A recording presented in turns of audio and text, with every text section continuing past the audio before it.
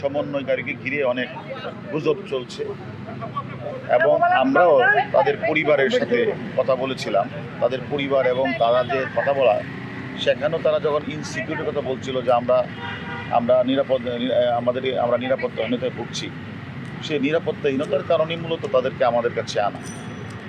এবং আপনারা জানেন তারা এখনও পর্যন্ত সুস্থ আছে। আমি আপনাদের গতকালও বলছিলাম যে তার পরিবারের কাছে আপনারা মেসেজ দেওয়ার জন্য যে তারা আমাদের কাছে ভালো আছে, সুস্থ আছে। এবং তার ধারাবাহিকতা তাদের পরিবারে কিন্তু গতকাল রাতেও এসেছে, আজকেও কিন্তু তার পরিবারের লোকজন তার সাথে কথা বলেছে এবং তার পরিবারের লোকজন অলরেডি বলেছেনও যে তারা কী পর্যায়ে আছেন, কী ব্যাপারে আছেন। আমি মনে করি যে আসলে রাষ্ট্রের আমরা একজন পুলিশ সদস্য কর্মকর্তা হিসেবে আমরা মনে করি কোনো ব্যক্তি কেউ যদি আসলে ইনসিকিউর ফিল করে আমাদের কাছে সে বিষয়টা আসে, আমাদের দায়িত্বের মধ্যে পড়ে তাদেরকে বিষয়টা দেখভাল করা। আমরা সেই হিসেবে তাদের সিকিউরিটির পারপাসটার কারণেই আমরা তাদেরকে আমরা দেখভাল করছি এবং তারা অলরেডি কিন্তু তারা একটা বিবৃতিও তারা প্রদান করেছে যে তারা যে কোটাবিরোধী আন্দোলনকে তারা এখান থেকে তারা এটাকে ঘোষণা করেছে যে তারা আর নাই।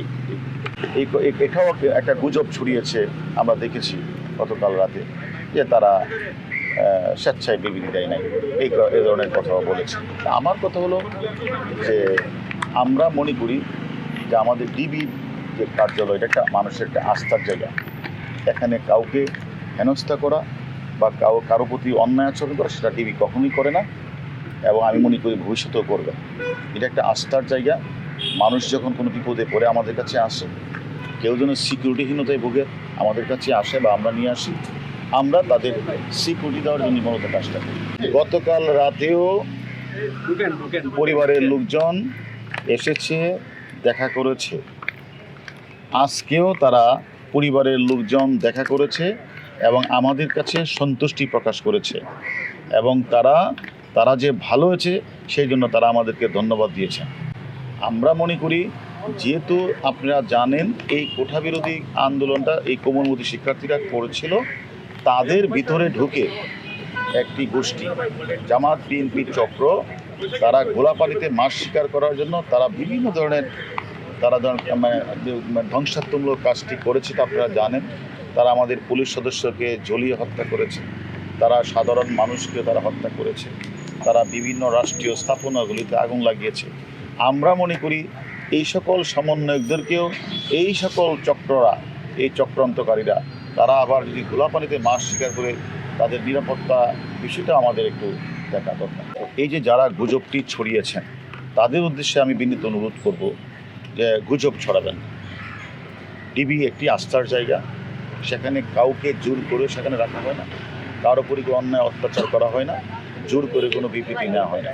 আমি মনে করি তারা রিয়েলাইজ করেছে যে তারা আমাদের কাছে লিখিতভাবে বলেছে যে সরকার তাদের যে দাবি পুরাটাই সরকার মেনে নিয়েছে এবং সেই কারণেই তারা তাদের যে আন্দোলন তারা প্রত্যাহার করে নিয়েছে। হারুন ভাই একটু সহযোগিতা করবেন। সেটা হচ্ছে যে আপনারা 2700 বেশি আসামি ডিএমপিতে, এগুলো নিয়ে মানুষের খুব বেশি কনসার্ন না, কিন্তু এই 6 জনকে নিয়ে অনেক বেশি কনসার্ন। সো কতদিন আর হেফাজতে রাখবেন সেই বিষয়টা একটু আমরা তাদের সাথে কথা বলছি, তার পরিবারের সাথেও কথা বলছি। আমরা মনে করি তারা শীঘ্রই তারা তাদের পরিবারের কাছে চলে যাবে যদি আমরা তাদের সিকিউরিটি বিষয়টা দেখছি। এই যে যারা গুজবটি ছড়িয়েছেন তাদের উদ্দেশ্যে আমি বিনীত অনুরোধ করব যে গুজব ছড়াবেন। ডিবি একটি আস্থার জায়গা, সেখানে কাউকে জোর করে সেখানে রাখা হয় না, কার উপরই অন্যায় অত্যাচার করা হয় না, জোর করে কোনো বিবৃতি নেওয়া হয় না। আমি মনে করি তারা রিয়েলাইজ করেছে যে তারা আমাদের কাছে লিখিতভাবে বলেছে যে সরকার তাদের যে দাবি পুরাটাই সরকার মেনে নিয়েছে এবং সেই কারণেই তারা তাদের যে আন্দোলন তারা প্রত্যাহার করে নিয়েছে। আমরা তাদের সাথে কথা বলছি, তার পরিবারের সাথেও কথা বলছি। আমরা মনে করি তারা শীঘ্রই